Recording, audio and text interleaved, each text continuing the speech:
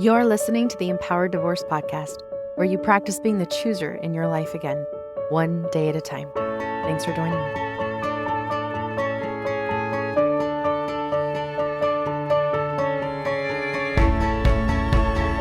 Hello, my amazing, beautiful listeners. How are you?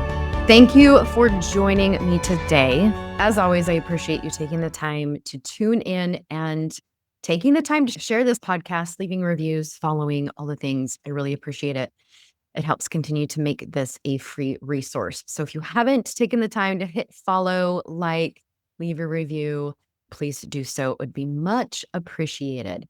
Today, I want to share 5 things that you can start practicing today that will help you cultivate a deeper sense of self-love. When I talk about self-love in the context of betrayal and of divorce, I'm not talking about the version of you that we might often hear in the world, the one that's only about pampering yourself and, buying the thing or treating yourself into feeling better. Those can be enjoyable, but they don't often get to the root, right? And that's what I want to talk about today. The kind of self-love that really matters in healing is about alignment with your higher self.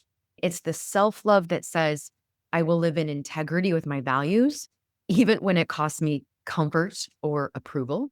I will protect my nervous system by honoring my boundaries and not abandoning myself.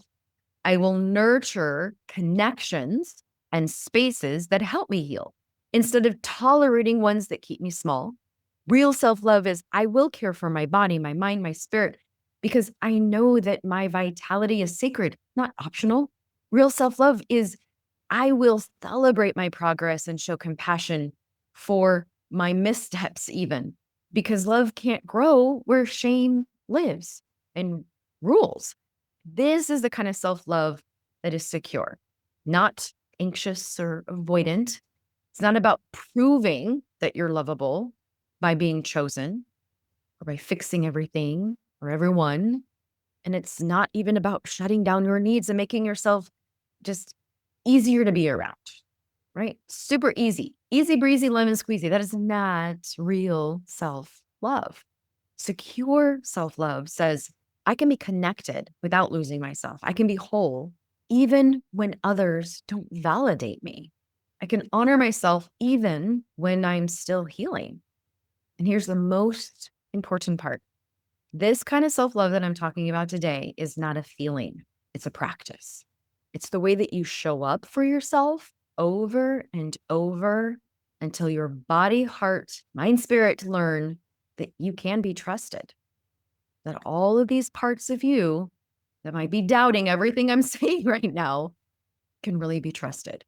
So, number 1, get honest with yourself about what's out of alignment. Betrayal knocks you off balance. Divorce adds another layer to that. And suddenly you're navigating parenting schedules and financial stress and the new life and new space and the ongoing presence of your ex. And it is so easy to start living in ways that don't match your values. You might be saying yes to unreasonable requests just to avoid the conflict, just not to get those 5 to 10 harassing emails because you said no. Maybe you're downplaying your truth just to keep the peace. You're ignoring that you're exhausted because you feel like you have to prove that you're holding it all together to everybody. See, I've got it. I'm good. He will not take me down. Man, can I relate to that?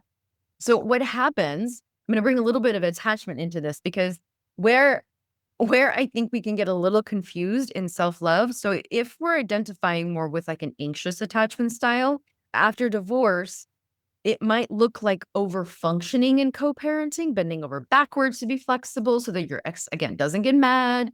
Or it means seeking validation from other people. Maybe it's from a new relationship, seeking validation for other people to maybe prove you're a good mom, you're still worthy of being chosen.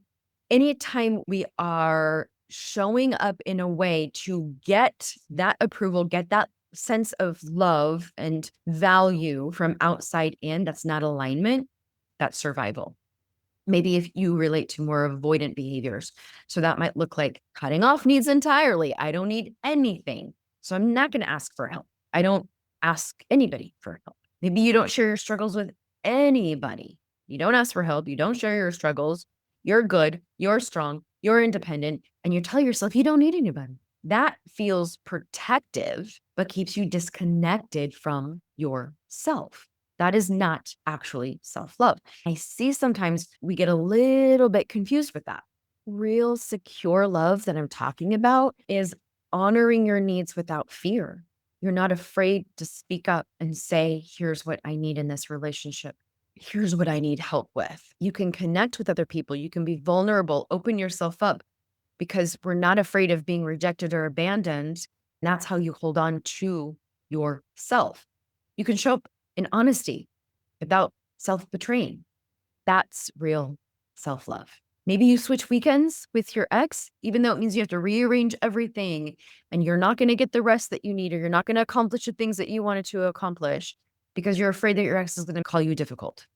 Pause and ask, does this align with my values of respect, balance? Does it honor the parenting plan, which I always, always, always say stick to? Is it protecting my energy? If not, it is okay to say no, because this realignment teaches your body, hey, my compass is my values, not my ex's opinions, and not how he reacts and responds, and not what he tells everybody when I am not overly accommodating.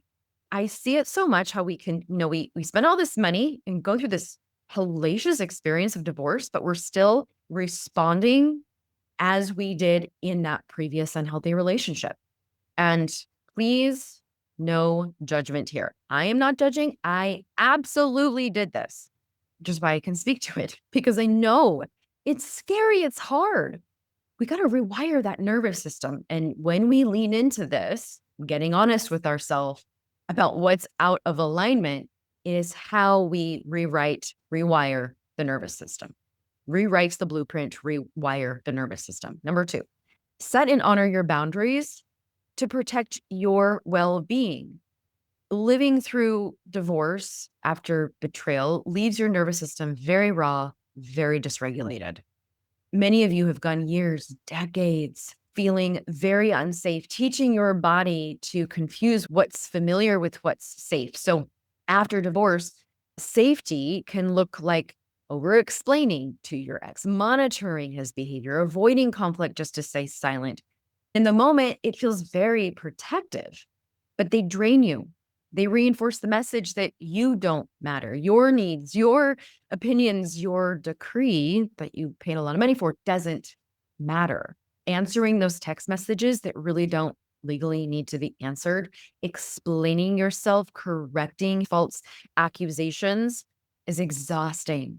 It spikes your anxiety. When you honor a boundary that I'm not going to respond to these types of messages, I don't need to respond to non-emergency texts, and maybe even set a time after 9 p.m., 10 p.m. I'm not going to respond to that. The follow through with that boundary rewires your nervous system to trust that you will protect it now. Where many of you in that past relationship, we believed that they were protecting, and then we found out they weren't. And then parts of us still expect them to do that.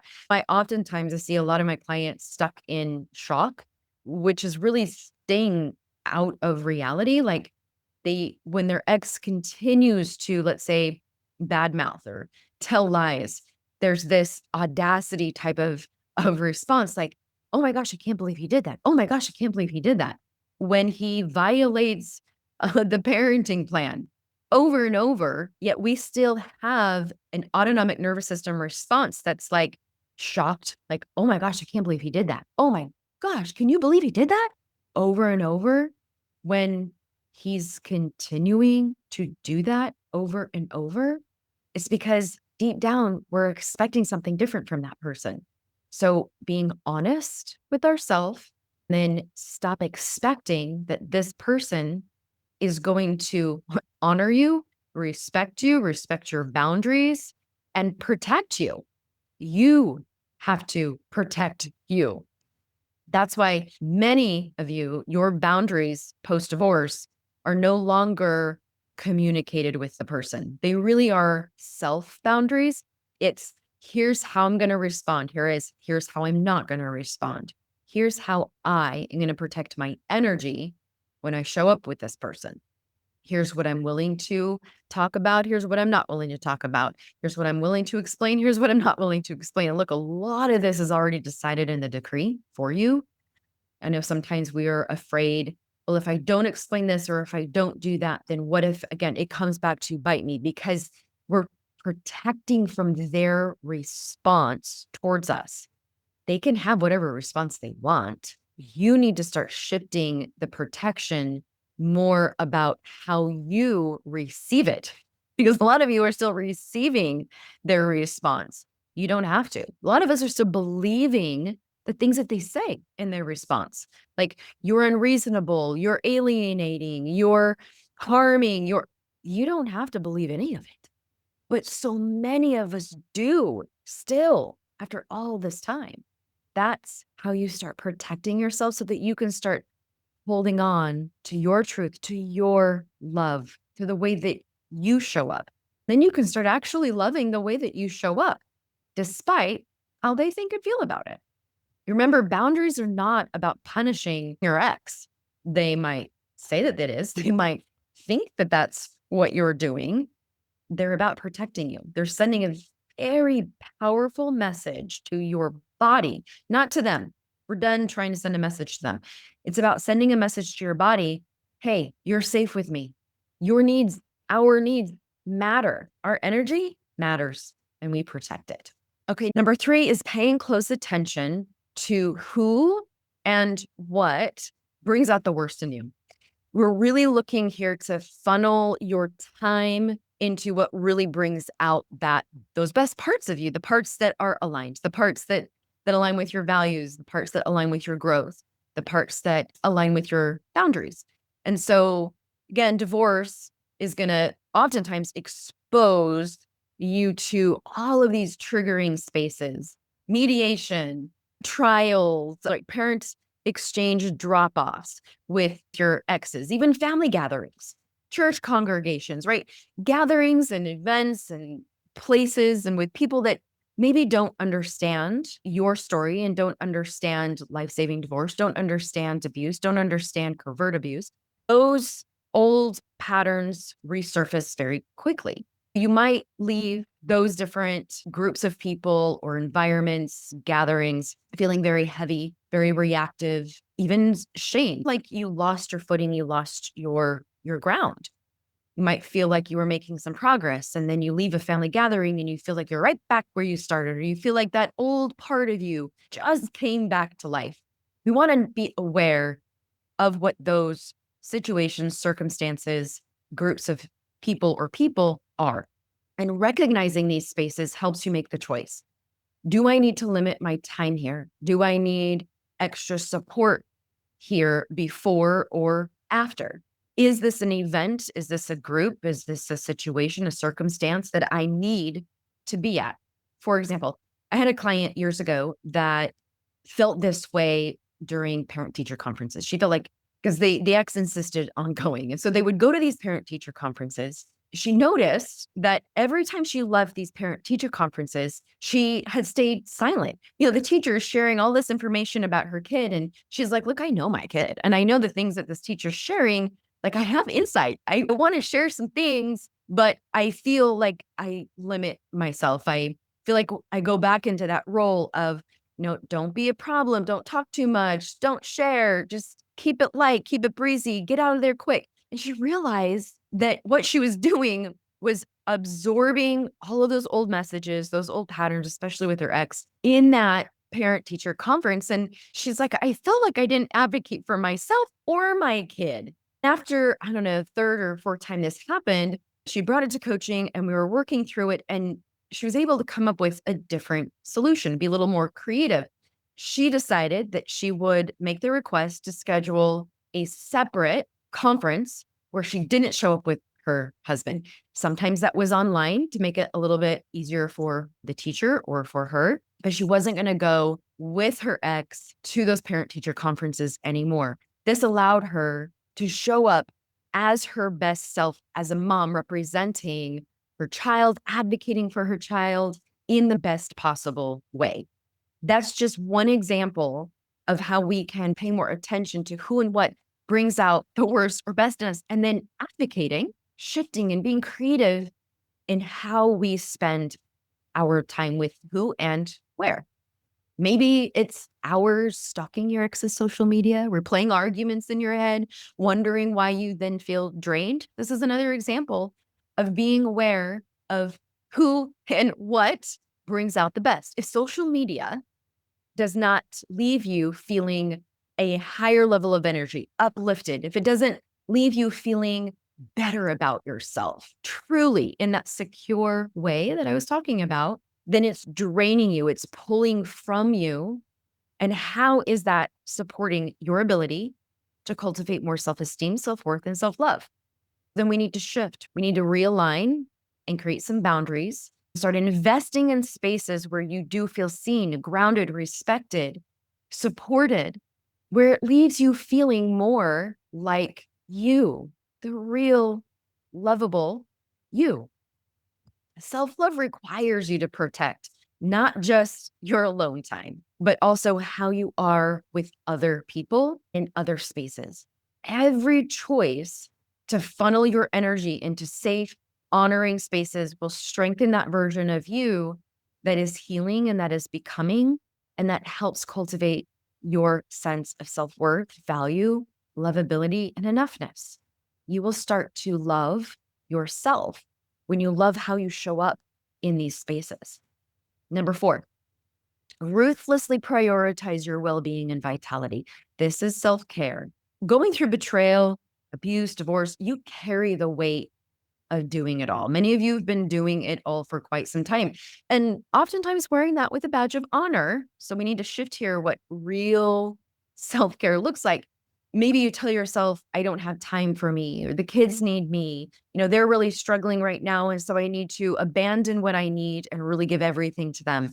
Never works, not sustainable, always ends up hurting more than helping. Work needs me, house needs me, finances need me, whatever. It is very, very, very easy to make excuses with the time that we need to prioritize our well-being. The truth is, we all have 24 hours in a day. Everyone has the same amount of 24 hours. But when you tell yourself you don't have time, what's really happening is survival mode. This is survival mode, where control, fixing, overfunctioning eat up every ounce of energy. And again, the paradox here is that used to be what kept us, quote, safe, but it was detrimental. It was harmful. It sucked all of the energy out of us, produced more cortisol, all the things, right? When you stop caring for yourself, you are then compromising your source of vitality. And when vitality, your source of living, so your sense of and source of vitality is your nervous system, your respiratory, digestive, cardiovascular, all of that is part of your vitality, your nervous system, what keeps you alive, keeps you functioning, keeps you going. When we're compromising that, running on adrenaline for weeks, months, years, it trains your body to operate in that high alert frequency. This is going to leave you stuck, going to leave you in the cycles of hypervigilance, exhaustion, full on collapse. So, ruthlessly prioritizing your well being means showing up for yourself in very simple, doable ways. Just 10 minutes in the morning on the front porch with your cup of tea or coffee, singing loudly in the car to a song that uplifts you, inspires you, makes you feel more energy, alive, fun, giddy, empowered on the way to go pick up the kids. Even if it's just one song, when you do it intentionally, you are ruthlessly prioritizing your well-being in that way. Skipping down the sidewalk to get the mail, laughing at yourself along the way, laughing at your jokes, playing. These moments of choosing yourself, even small, breathes life back into your body, your mind, your spirit. They are acts of love. Self-care in trauma recovery is not a luxury. It is regulation. It's what tells your system, I matter. My needs matter. Here's the beautiful paradox of all of this is the more you start ruthlessly prioritizing caring for yourself, the more you like being with yourself. So right now, a lot of you might be like, oh, this is really uncomfortable. I don't really like this. None of those suggestions you offered, Amie, sit well with me. It's all uncomfortable. We can validate that. If we want to change it, we got to lean into the uncomfortable. Remember, there's a difference between intolerable and uncomfortable. Uncomfortable means change. We need to change. If we want to love ourselves because we don't right now, then it's going to require some uncomfortability. When you do that, you will start to notice that you actually might enjoy you. You might enjoy the time that you have with you, loving who you are, actually becoming this part of you, the alive, playful, grounded self may need to be reborn or even brought to life for the very first time. But no one else can do that for you. No one. It is absolutely up to you to intentionally carve out the space, choose yourself, protect that vitality. When you do, you will discover that loving yourself is not going to be abstract at all. It is something it's something you feel because you gave yourself the gift of being alive, caring for yourself well. Number 5, celebrate yourself. It is so easy to see only the things that went wrong, especially as you're replaying over and over and over, like the reality fragmentation part of this, where you're just still picking up the piece of the puzzle that just got absolutely obliterated. And you're just like, wait, what was that piece? How did that happen? How did that happen? And you're still trying to put the pieces together. It is easy to only look at all of the things that went wrong, including the things that you feel you did wrong. But self-love means noticing and honoring what you are doing, even if and when it feels small. Celebration builds self-trust because every time you pause and say, you know what, that mattered, that took courage. That was me showing up. You're reinforcing your worth. I had a client who really, really had a hard time drawing boundaries with her ex. And we've been working on this for quite some time. She went 2 days without picking up the phone and answering those multiple phone calls and cut to her boundary of only responding via text. And then day 4, she picked up the phone and went back to the old pattern. And she showed up in shame, showed up in self-judgment, like, well, but I messed up again. But I said, hold on, I want to go back to the 3 days that mattered, the 3 days that took courage to not pick up the phone. That was something. And let's just celebrate that. She started to cry. Giving herself permission to acknowledge the good thing felt really uncomfortable because she was focusing on just what went wrong. Well, but I wasn't perfect in it. Yeah, this isn't about being perfect. None of it is. It's about presence. It's about how you meet yourself in your progress, in your struggles, and even in your failures. One of the most powerful ways to build a loving relationship with yourself is to celebrate all of the ways that you do shift.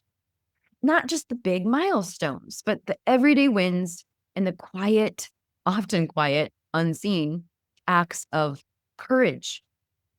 Most of us were never taught to celebrate ourselves. In fact, culture trains us to celebrate others while downplaying our own progress and making that very normal, almost like righteous type of being. After betrayal, this gets even harder. After divorce, this gets even harder. So you may believe the lie that you don't deserve celebration unless you're over it, through it, fixed, perfect. You might tell yourself, I still mess up. I still give in. I still break my boundaries. I still feel broken. I still feel. So what is there to celebrate, Amie? But that mental story is just reinforcing self-hatred and keeps you from accessing love. So celebrating yourself can look like the day that you got out of bed and showered when that felt impossible. We're going to celebrate that. The time that you joined a support group and told your story out loud for the first time. The moment you voiced a need in an exchange or held a boundary to the parenting schedule rather than giving in. Let's celebrate that. Honoring a boundary with yourself by going to bed on time.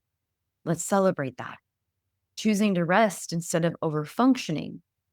Let's celebrate that. Choosing to allow your children to have their big emotions and not trying to fix or solve. Let's celebrate that. Celebrating progress in real time, meeting mistakes with compassion, and refusing to wait for perfection before you honor yourself is the shift towards self-love. This is going to tell your nervous system, hey, I'm worth noticing. I'm worth joy. I'm worth kindness. It breaks the cycle of self-hatred and allows love to grow because you will never hate yourself into change. You will never hate yourself into change, but you can love yourself into growth. Okay, those are the 5 things I wanted to share. Loving yourself after betrayal and divorce is not about pretending that you're fine and everything is fine. It's not about waiting until life feels easy or peaceful 100% of the time. It is about choosing yourself in alignment, in boundaries, in the spaces that you occupy with people and situations. It is how you care ruthlessly for your body and your spirit and your mind. It is how you celebrate your steps forward into this next chapter of your life that you're the chooser of. Self-love is not loving only the polished, healed, because that's not a thing, version of you. It's loving yourself right now in the mess, in the healing, in the becoming, in the courtroom. Every time you show up this way, you're teaching your whole system, I matter. My voice matters. My safety matters. I am worthy of love. The real freedom here is that you no longer have to wait for your ex, for a new person, for people, family, kids, anybody to prove that you're enough. You are living as if you already know you're worthy because you are. The betrayal, the divorce does not define you. Your healing does. And self-love, if you think of it, is like the soil that everything in self-love grows from. If we put poison, self-hate, self-doubt, criticism, blame in that soil, it's impossible to access and grow anything that is rooted in love. The more you practice these 5 things, the more you'll discover that the love that you were searching for this entire time or hoping for has always been with you all along. It has always been you because you really are enough. You really are the creator of your life, and you get to create this new way of loving yourself because you can. Take care, everybody.